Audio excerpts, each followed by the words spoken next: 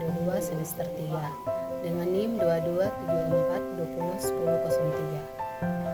Dan pada saat ini saya akan melengkapi tugas ujian akhir semester, yaitu Hukum Internasional, dengan judul makalah Sejarah Perkembangan Hukum Internasional. Masuk dalam bab 1, pendahuluan, 1 latar belakang. Hukum merupakan salah satu kebutuhan vital dalam kehidupan manusia sehari-hari. Hal ini dikarenakan tampak adanya suatu pedoman manusia dalam menjalankan setiap aktivitasnya, maka besar kemungkinan akan terciptanya struktur masyarakat yang tidak teratur dan tidak tertib. Hukum dapat diartikan sebagai seperangkat aturan yang mengatur tingkah laku setiap individu dalam kehidupan bermasyarakat. Hukum memiliki berbagai macam cabang ilmu pengetahuan. Salah satu diantaranya adalah cabang ilmu hukum internasional. Hukum internasional merupakan aturan yang penting keberadaannya dalam ruang lingkup internasional. Dasar mengapa perlu adanya suatu hukum yang berlaku secara internasional dapat kita ketahui dengan mempelajari bagaimana sejarah dan perkembangan dari hukum internasional. Hal lain yang tidak kalah pentingnya dalam mempelajari hukum internasional adalah bagaimana sifat mengikatnya dari hukum internasional. Kita masuk dalam bab 2, yaitu pembahasan sejarah perkembangan hukum internasional. 1. India kuno.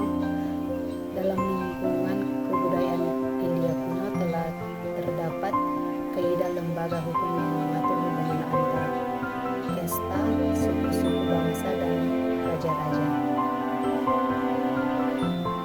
Hukum yang mengatur hubungan antara raja-raja pada waktu itu tidak dapat disamakan dengan hukum internasional zaman sekarang karena belum ada pemisahan dengan agama dan soal kemasyarakatan dan negara. Hukum bangsa-bangsa pada zaman ini sudah mengenal ketentuan yang mengatur kedudukan dan hak istimewa diplomat atau utusan raja yang dinamakan duta. Hukum India kuno juga sudah mengadakan perbedaan antara kombatan dengan non-kombatan serta ketentuan mengenai perlakuan tawanan perang dan cara melakukan perang. 2. Cina kuno atau Yahudi. Kitab Perjanjian Lama milik orang Yahudi sudah mengenal ketentuan mengenai perjanjian berlaku terhadap orang asing dan cara melakukan perang.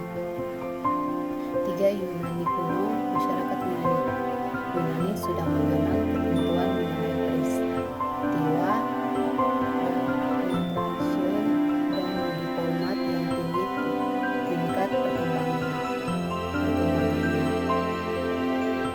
Mereka juga menggunakan wakil-wakil dengan yang melakukan banyak tugas sekarang dilaksanakan oleh konsul. Yang keempat, Romawi kuno. Konsep hukum alam diteruskan ke Roma dan Romalah yang memperkenalkan kepada dunia hukum internasional sebagai hukum yang mengatur hubungan antara bangsa-bangsa tidak mengalami perkembangan pada pesat pada zaman ini disebabkan oleh masyarakat dunia yang merupakan satu imperium, yaitu Imperium Roma yang menguasai seluruh wilayah dalam lingkungan kebudayaan Romawi. 5. Masa abad pertengahan. Di samping masyarakat Eropa Barat waktu itu terdapat dua masyarakat besar lain, yaitu Kekaisaran Byzantium dan dunia Islam. Kekaisaran Byzantium mempraktikkan reformasi untuk mempertahankan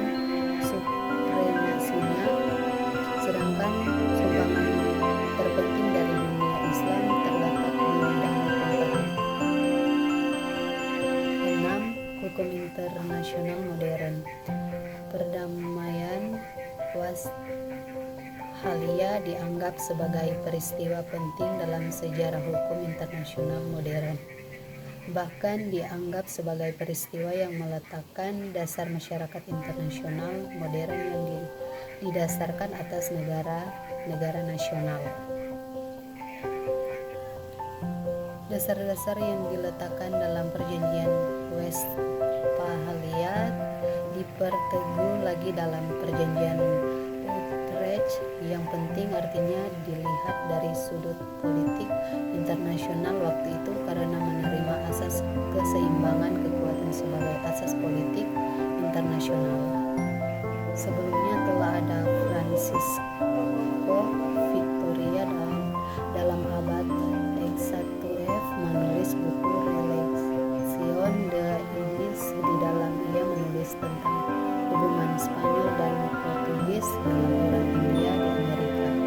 Dengan demikian hukum bangsa-bangsa yang ia namakan Ius Inter Gentes tidak hanya terbatas pada dunia Kristen Eropa, melainkan meliputi seluruh umat manusia. Kejadian penting dalam perkembangan hukum internasional ialah Konferensi Perdamaian tahun 1856 dan Konferensi Jenewa tahun 1864 yang memelopori Konferensi Perdamaian The Hague tahun 1899. Dalam semua konferensi itu internasional digunakan secara sadar untuk melahirkan konvensi internasional yang membentuk perjanjian berlaku umum dan direncanakan diadakan secara berkala. B. Sifat hukum internasional. Hukum internasional tidak mempunyai badan legislatif yang produk hukumnya mengikat. Meskipun ada majelis umum dalam rangka PBB, namun resolusi PBB tidak otomatis mengikat negara anggota. 2. Internasional tidak mempunyai sistem pengadilan yang keputusannya mengikat pihak yang bersengketa. Memang dalam rangka PBB ada ICJ, tapi untuk berperkara di ICJ ada persyaratan tertentu. Misalkan hanya negara yang dapat berperkara di depan ICJ dalam kurung pasal 341 Statuta ICJ dan merupakan harus ada kesempatan untuk menyerahkan perkaranya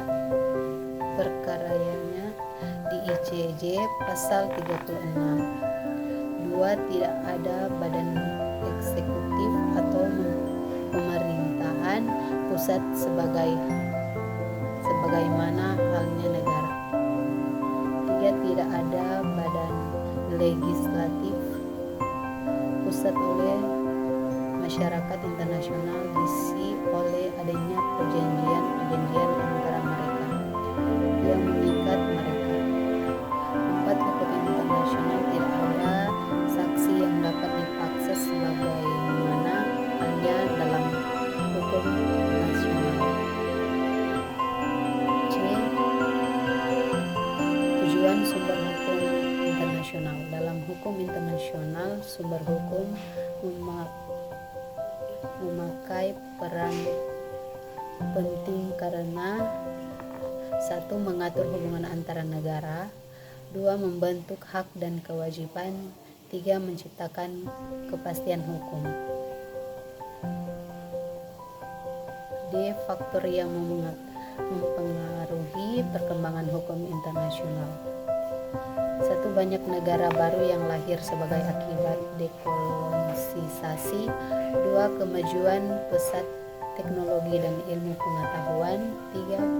Banyaknya perjanjian internasional yang dibuat baik berupa bilateral, multilateral maupun regional. 4. tempat bermunculnya organisasi internasional seperti PBB. Bab 3 penutup. Satu kesimpulan berdasarkan uraian yang telah dikemukakan di atas, maka dapat disimpulkan bahwa sejarah dan perkembangan hukum internasional dimulai pada masa India kuno, Cina kuno, Yunani kuno, Romawi kuno, abad pertengahan, dan kemudian pada masa modern. 2. Saran. Hendaknya hukum internasional yang telah ditetapkan sebagai suatu pernyataan dari persetujuan antara negara-negara yang mengikatnya dirinya di dalam suatu perjanjian dapat ditaati, dan hendaknya hukum internasional dapat terus meningkatkan perbaikan dalam pembentukan hukum yang mengatur hubungan yang melewati batas-batas antara negara dengan negara, negara dengan subjek hukum internasional dan subjek hukum internasional satu sama lainnya. Sekian akhir video saya, sekian dan terima kasih.